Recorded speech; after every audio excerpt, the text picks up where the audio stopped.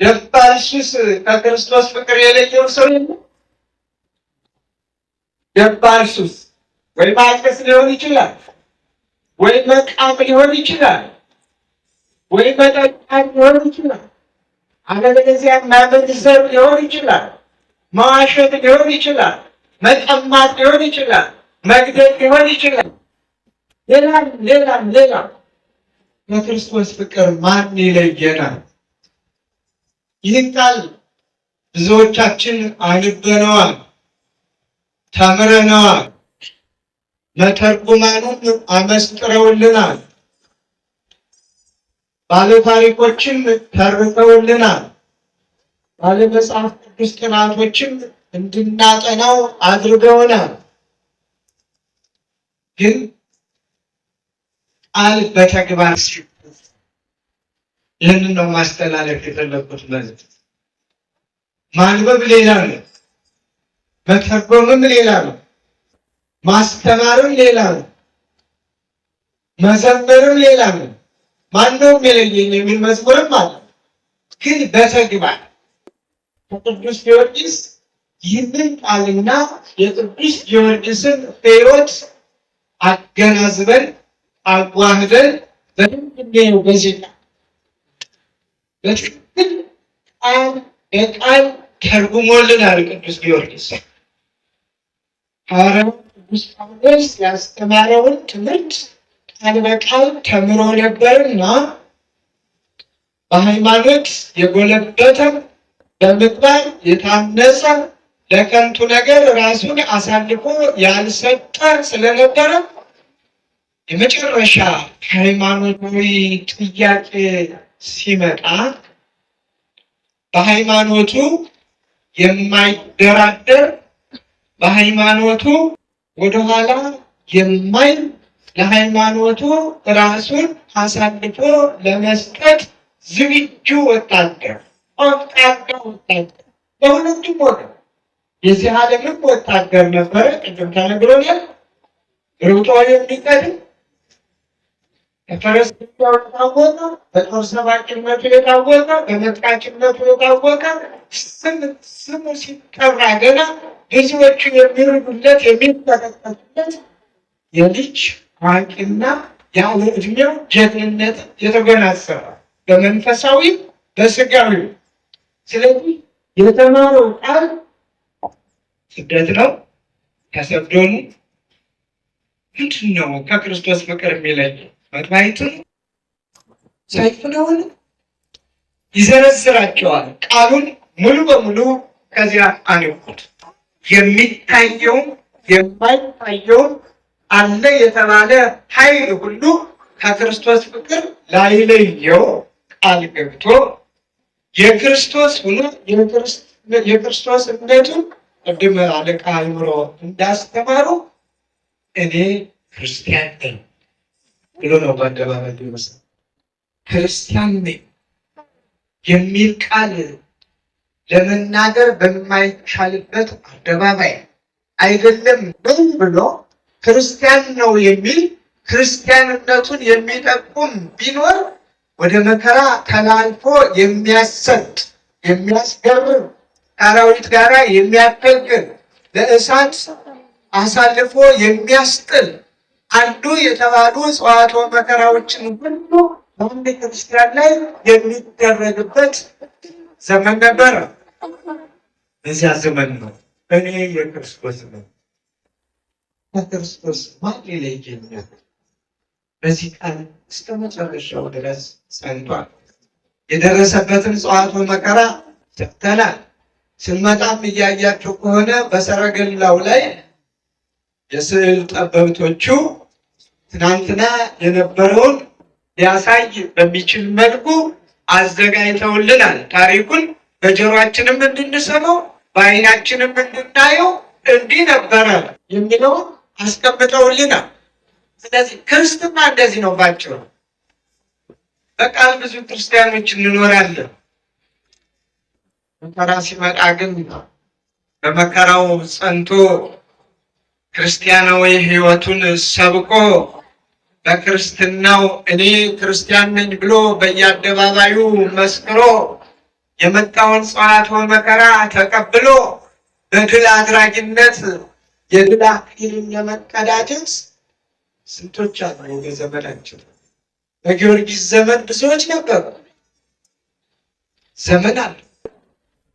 የሰማዕታትን ዘመን ስናነሳ ቅዱስ ጊዮርጊስ የዕለቱ የምናከብረው በዓሉ የእሱ ስለሆነ እንጂ ከሱ ጋር በብዙ የሚቆጠሩ ሰማዕታት አሉ። እኔ ክርስቲያን ነኝ፣ ከክርስቶስ ፍቅር የሚለየኝ ማንም የለም የሚል ደጋግማችሁ ሮሜ 8 ማለት ይህን ታሪክ በመተረክ ጊዜያችሁን ላለመውሰድ ወደ ራሳችሁ ሕይወት ትንሽ ለወጥ አድርገን እንመለከት። ያለ ነው በሙሉ ክርስቲያኖች ነን አይደል? ጥርጥር አለ እንዳትሉ። ክርስቲያኖች ነን። ከክርስቶስ ፍቅር የሚለየን አንዳች ነገር የለም። እርግጠኞች ናችሁ?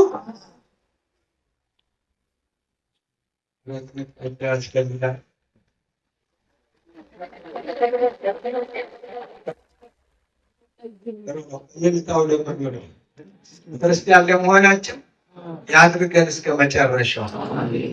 አዎ የዘመኑ ክርስትናችን ጽናት ይጎድለዋል። ማራኪ ይበዛበታል፣ ፈታኝ ይበዛበታል። ቃሉን እንናገረዋለን፣ እናሳምረዋለን፣ እንተርከዋለን፣ እናመሰጥረዋለን። ግን ስንቱ ጸንቶ ከክርስቶስ ፍቅር የሚለየኝ የለም ብሎ እንዳይለይ ስንቱ ነው በሃይማኖቱ ጸንቶ የኖረ። ደባል ሱስ ከክርስቶስ ፍቅር የለየው ሰው የለም። ደባል ሱስ ወይ ማጨስ ሊሆን ይችላል፣ ወይ መቃም ሊሆን ይችላል፣ ወይ መጠጣት ሊሆን ይችላል፣ አለበለዚያ ማመንዘር ሊሆን ይችላል፣ መዋሸት ሊሆን ይችላል፣ መቀማት ሊሆን ይችላል፣ መግደል ሊሆን ይችላል። ሌላም ይህ እኮ ከክርስቶስ ፍቅር ይለያል። ከክርስቶስ ፍቅር የሚለዩ ነገሮችን ጥንቅቅ አድርገን ማወቅ አለብን። በሐሰት መመስከር ከክርስቶስ ፍቅር ይለያል። መስከር ከክርስቶስ ፍቅር ይለያል። ደግሜ ነው የምናገረው። ማመንዘር ከክርስቶስ ፍቅር ይለያል። ጥላቻ ከክርስቶስ ፍቅር ይለያል። ሐሜት ከክርስቶስ ፍቅር ይለያል። ሊሶደግ ማፍሰስ ከክርስቶስ ፍቅር ይለያል። የማያውቁትን ስም ሐሰት የሐሰት ምስክር ሆኖ መመስከር ከክርስቶስ ፍቅር ይለያል። በሌላ መልኩ ምክንያቱም ክርስቶስ እውነት ነው፣ ክርስቶስ ፍቅር ነው፣ ክርስቶስ ሰላም ነው፣ ሰላማችን ነውና ይህ ዘመን የመገለጥ ዘመን ስለሆነ ስለ ክርስቶስ ብዙና ብዙ እየተማማርንበት ያለነው ወቅት ነው። ቅዱስ ጊዮርጊስም የዘመረው ይህንኑ ነው። ሊቃውንቱም ቅድምም በወረባቸው ሌሊቱም ባዳራቸው ስለ ክርስቶስ አምላክነት ከሰማየ ሰማያት መውረዱን መወለዱን በክርስቶስ ያመኑ ሰማዕታት የተቀበሉትን መከራ በመከራው አንጻር የተቀበሉትን የድል አክሊል ይህንን ነበር የሚሰብኩልን። ስለዚህ እኛም የቅዱስ ጊዮርጊስ ወዳጆች ከቅዱስ ጊዮርጊስ የምንማረው ክፉ ነገርን መተው፣ ከክፉ ነገር መራቅ። በጊዜው ብዙ ኃያላን ነበሩ። በጊዜው ያርድ ያንቀጥቅጥ ያላቸው ብዙ ነገሥታት ነበሩ። በጊዜው ቁረጥ፣ ጣል፣ እሰር፣ ፍታ የሚል ሙሉ ስልጣን ያላቸው ነበሩ። ስም አጠራራቸው ዘቀተ ነው። ቢጠሩም በክፋታቸው ነው። ቢጠሩም በነፍሰ ገዳይነታቸው ነው። ቢጠሩም የንጹሐንን ደም በማፍሰሳቸው ነው። ስም አጠራራቸው ቢጠሩም አጠራራቸው የከፋ ነው። በጊዜው ደግሞ የተናቀ፣ የተደበደበ፣ የተገረፈ፣ የተሰቃየ ቅድም እንደተባለው ከጭካኔያቸው ብዛት የተነሳ የብረት ጫማ አዘጋጅተው የሚወጋ የሚቆራርጥ የሚያደማ አይደለም። በዚያ ቆሞ ለመሄድ በምንም በንብርክክም ለመሄድ የማያስችል ይህን ያህል ነበር ያደረጉት። ከጭካኔያቸው የተነሳ ሰው በሰው ያደርገዋል ተብሎ የማይታሰበውን መግደላቸው ማሰቃየታቸው አንሶ ደቁሶ ፈጭቶ ደብረ ይድረስ መዝራት። ተመልከቱ። እነዚያ ሰዎች ዛሬ የሉ፣ እነሱም የሉ፣ ስልጣናቸውም የለም፣ ምናቸውም የለም። ጊዮርጊስ ግን ዛሬም አለ፣ ትናንትም አለ፣ እስከ ዕለተ ምጽአት ይኖራል። በእግዚአብሔር በመንግስቱም ለዓለምና ለዘላለም እግዚአብሔርን እያመሰገነ እንደ ቅዱሳን መላእክቱ ይኖራል። የእግዚአብሔር የሆኑ ሁሉ ይህ ነው ዕድል ፈንታቸው። ከእግዚአብሔር የራቁ ደግሞ በጊዜያዊ ስሜት በጊዜያዊ ኃይል ብዙ ነገር ማድረግ ብቻ ነው። ልብ አድርጉ፣ ቅድም ተነግሮናል። ከሰዎች ሕሊና ከሰዎች ልብ ይልቅ እጽዋቱ ልብ ይራራ ነበር ልበለው። እነሱ ልብ ኖሯቸው እነሱ አዋቂዎቹ ነው ማለት ነው። ያመሰግኑታል እግዚአብሔር። እኛ በማናውቀው ቋንቋ እግዚአብሔርና እነሱ በሚተዋወቁበት ጊዮርጊስንም ሲዘሩት ጽና ጊዮርጊስ ብለው ምክራቸውንም ለግሰዋል። ገድሉን ፈጽም እያሉ ዘምረዋል። የእግዚአብሔር ሰማዕት ባለሟል ቅዱሱ እያሉ መስክረውለታል። ብዙዎችም ለዚህ ነው ፀሐይ ልዳ ኮከበ ፋርስ እያሉ የተወለደበትን ያደገበትን ማንነቱን የገለጸበትን ስጋዊ ጀግንነት ከመንፈሳዊ ጀግንነት ጋር ከፍ አድርጎ ስሙን ያስተዋወቀበትን አካባቢ እየጠሩ ሲያሞግሱት፣ እኛ ኢትዮጵያውያን ደግሞ ሰማዕትነቱን የምናምንና የምንቀበል በሰማዕትነቱ የምንደገፍ በአማላጅነቱ የምንመካ ክርስትናን ያስተማረ ክርስትና እንዲህ ነው ብሎ በተግባር በተግባር ምን ከክርስቲያናዊ ሕይወቴ የሚለየኝ የለም፣ ስለዚህ እናንተንም የሚለያችሁ አይኖርም ብሎ ያስተማረን በመሆኑ ቤተ ክርስቲያናችን ሁልጊዜም ቢሆን ስሙን ትጠራዋለች፣ በአማላጅነቱም ትማጸናለች፣ መታሰቢያውንም ታደርጋለች። አምላከ ቅዱስ ጊዮርጊስን ታመሰግነዋለች። ምክንያቱም የጊዮርጊስ አምላክ ለጊዮርጊስ ጽናትም ብርታትም ተጋድሎን እስከ መጨረሻው ድረስ የድል አክሊልን እስከ መቀዳጀት ኃይልን ሞገስን ክብርን የሰጠ እሱ ነውና ለእኛም ስለ ጊዮርጊስ ስለ ባለሟል ስትል ክብርን ስጠን፣ ጽናትን ስጠን፣ በሃይማኖት አጽናን፣ እስከ መጨረሻው ዕቅታ ድረስ በምግባር ታንጸን አንተን እያመለክን ለአንተ እየተገዛን ለአንተ እየወደድን ለአንተ እየሰገድን እየተንበረከክን እንድንኖር እርዳን ብለን በእንደዚህ አይነት መልኩ እግዚአብሔርን እናመሰግነዋለን።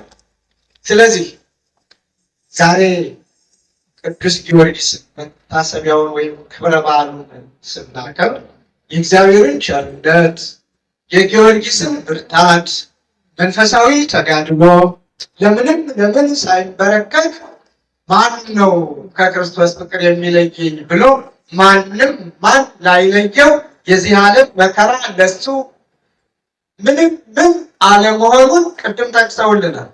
እፎይ ይህን ከማምላክ የተሰቀለ አምላኬ ለኔ እስኪል እንደው ተሰቀለ እንዴት አላየውም? እንዴት አይታየኝም?